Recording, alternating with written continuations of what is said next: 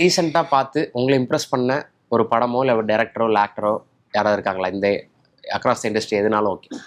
இல்லை, நிறைய பேர் இருக்காங்களே. இப்போ லைக் இந்த கேஜிஎஃப் பண்ண டைரக்டர் பிரசாந்த் நீல்.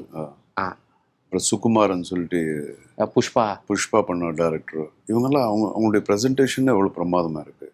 நிறைய நம்ம தமிழ்லேயும் நிறைய படங்கள் நல்ல டிஃப்ரெண்ட் பிக்சர்ஸ், சின்ன படமாக இருந்தாலும் நிறைய படங்கள், நல்ல படங்கள் வந்துட்டுருக்கு. மலையாளத்துலேயும் அப்படி தானே ஸ்டோரி டெல்லிங்கை மலையாளத்தில் டிஃப்ரெண்ட்டாக பண்ணிட்டு வே ஆஃப் டெல்லிங்கு புதுசாக இருக்குது.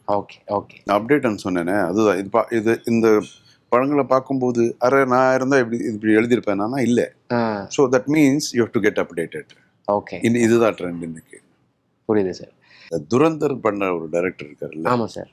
அந்த டைரக்டர் கூட ஒர்க் பண்ணணும்னு ரொம்ப நாளுக்கு அப்புறம் எனக்கு I felt I want to work with this director. Why sir?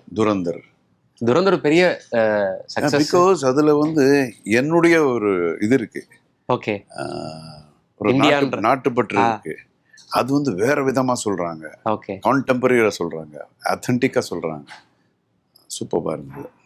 2 பார்ட்டும் பார்த்துட்டீங்களா sir? Ranveer Singh எப்படி பண்ணியிருந்தாரு? பிரமாதமாக பண்ணியிருக்காரு. Okay sir. மேடி சார் அதில் பண்ணியிருப்பாரு.